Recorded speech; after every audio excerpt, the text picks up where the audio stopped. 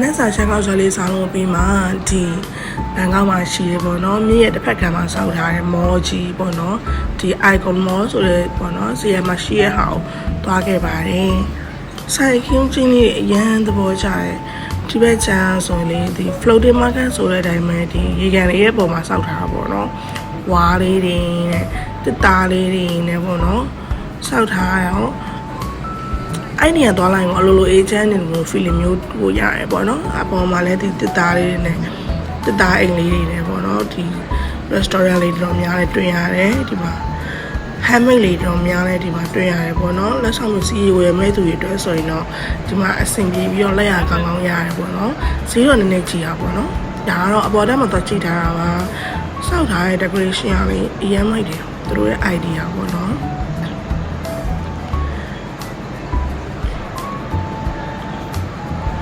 foreigner တော့များလဲဒီမှာတွေ့ရတယ်ပေါ့နော် foreigner attracting place ခုလို့ပြောမယ်ဆိုရင်လည်းမမဟုတ်ပေါ့နော်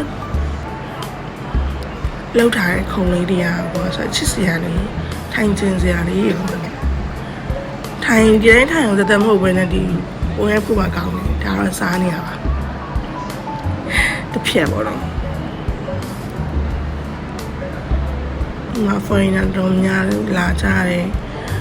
ပေါ်တက်ကဆိုရင်တော့နည်းနည်း brand ရှိတဲ့အထက်ပေါ့နော်ဟိုအောက်ထပ်မှာဆိုရင်တော့ဒီစားတောက်စရာတွေတော့အောက်ထပ်မှာထားပေးထားရတယ်ပေါ့နော်ဒီမှာ decoration လေးရိုက်ပြထားတာပါခီးတော့တော်များတွေ့ရတယ်ပေါ့နော်ဒီမှာလည်းနိဒီမှာဆို brand ဆိုင်တွေလည်းများတယ်ဒါကတော့အမြင့်အောက်ဖက်ကိုဆင်းတဲ့တော်လေးခါလေးပါရှင့်အစကရီဒါလေးနဲ့အောက်ထပ်ကိုဆင်းမိုင်းအောက်ထပ်မှာတော့ဒါမှနေနည်းနည်းရှိနေရအောင်လူကြီးစုနေပြီသူကကြတော့မြစ်ဖက်ချန်ဆိုတော့ပုံရိုင်းလို့လဲလာတယ်ပြီးတော့လေကောင်းလေတန်းလေးလည်းရတယ်ပေါ့နော်ကလေးလေးအတွက်လည်းစောင့်စားလို့ရတဲ့နေရာချိန်လေးလည်းရှိရပေါ့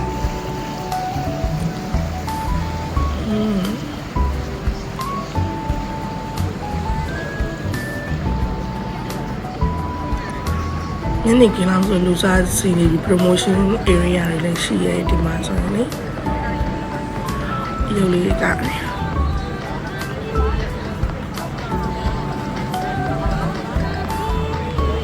မှာပဲရောက်စားမယ်လို့အပွဲရပါ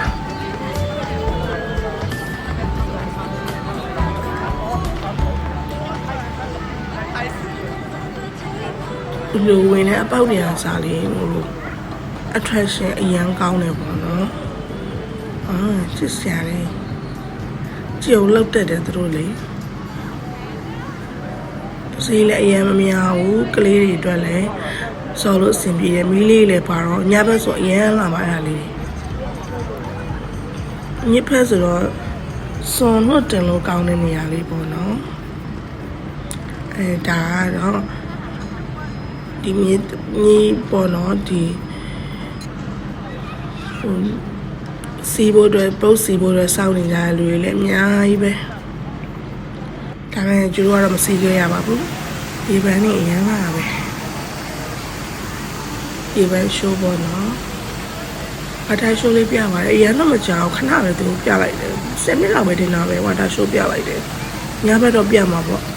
ကျေးဇူးပါ